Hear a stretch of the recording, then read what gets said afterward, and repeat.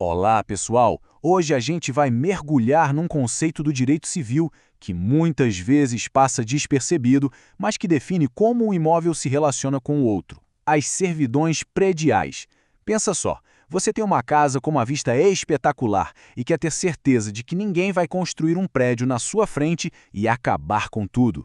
Pois é para isso e muito mais que a servidão serve. Vamos entender como essa ferramenta jurídica funciona na prática. Nosso roteiro de hoje está bem direto.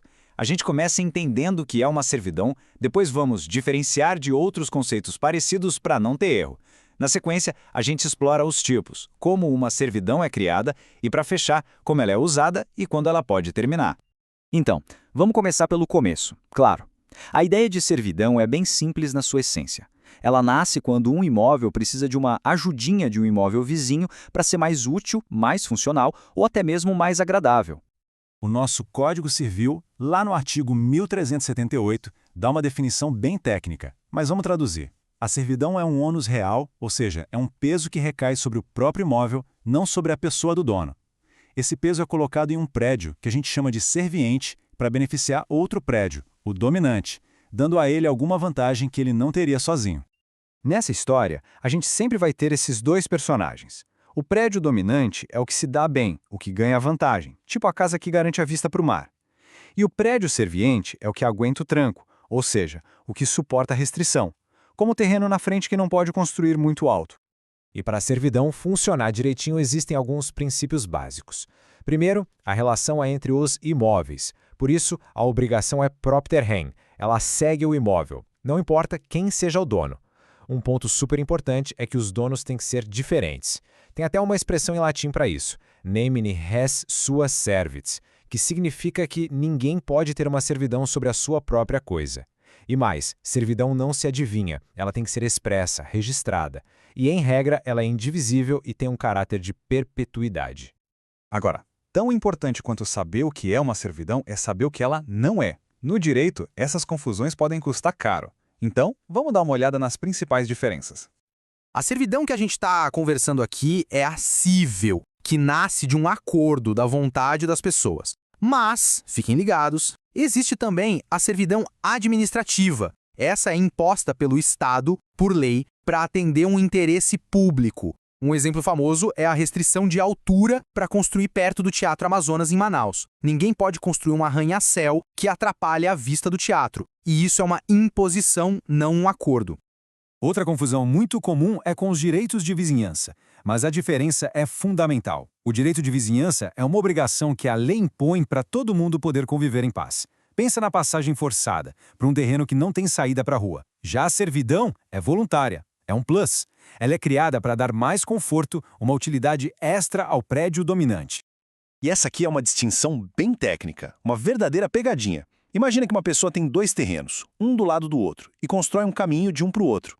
Isso não é servidão, é só uma serventia, um fato do dia a dia. A mágica acontece quando essa pessoa vende um dos terrenos. Aí sim, se nada for combinado em contrário, aquela serventia pode virar uma servidão de verdade, um direito real com registro e tudo. Certo? As servidões podem ter várias caras. Os estudiosos do direito criaram algumas classificações para ajudar a gente a entender as regras de cada uma, principalmente quando o assunto é posse e uso capião. Basicamente, a gente olha para três coisas. Primeiro, a conduta. A servidão é positiva quando exige uma ação, como passar por um caminho, e é negativa quando exige uma omissão, um não fazer, como não construir. Segundo, o exercício. É contínua se funciona sem ninguém precisar fazer nada, como um aqueduto que leva água sozinho, e descontínua se depende de um ato humano, como a de passagem. E, por fim, a visibilidade. É aparente se a gente consegue ver, tipo um caminho de pedras, ou não aparente, se não tem nenhum sinal externo. Na vida real, a gente vê isso o tempo todo. A mais famosa é a servidão de passagem. Mas tem a de aqueduto, para passar canos de água. E tem as negativas, como a autus non tolendi, que é um nome chique para a servidão de não construir mais alto, a servidão ótica, para proteger aquela vista, e até a fotosservidão, para garantir que a luz do sol chegue onde precisa, como numa piscina ou em painéis solares. Ok, a gente já entendeu o que é, o que não é e quais os tipos. Mas a grande pergunta é: como uma servidão sai do mundo das ideias e passa a existir legalmente? Vamos ver a parte prática agora. O ponto central é esse: a servidão nasce de um ato de vontade. Pode ser um contrato entre os vizinhos ou até mesmo um testamento. Se o dono do prédio serviente for casado, geralmente precisa da assinatura do cônjuge, a chamada outorga usória, a não ser que o casamento seja em regime de separação total de bens. E o passo final, que é o que realmente faz a servidão nascer como direito real, é o registro no cartório de registro de imóveis. Sem isso, é só um combinado de boca que não vale contra terceiros. Mas olha que interessante, além do acordo, existe um outro jeito bem peculiar de uma servidão surgir, pela uso capião. É isso mesmo, o uso contínuo de uma servidão por um longo tempo, sem ninguém reclamar, pode acabar gerando direito. Só que atenção aqui, não é qualquer servidão que pode ser adquirida por uso capião. A lei e os tribunais são bem claros. Ela precisa ser, ao mesmo tempo, aparente e contínua. Por quê? Porque a posse precisa ser pública, visível. Uma servidão de não construir, por exemplo, que é não aparente, não dá para ser adquirida assim. O mesmo vale para uma de passagem, que é descontínua. A lei traz 2 prazos para isso. O primeiro é de 10 anos. Esse prazo vale se a pessoa que está usando a servidão tiver um justo título e estiver de boa fé, ou seja, se ela realmente acredita que tem aquele direito. Agora, se não houver esse justo título, o tempo de posse precisa ser bem maior.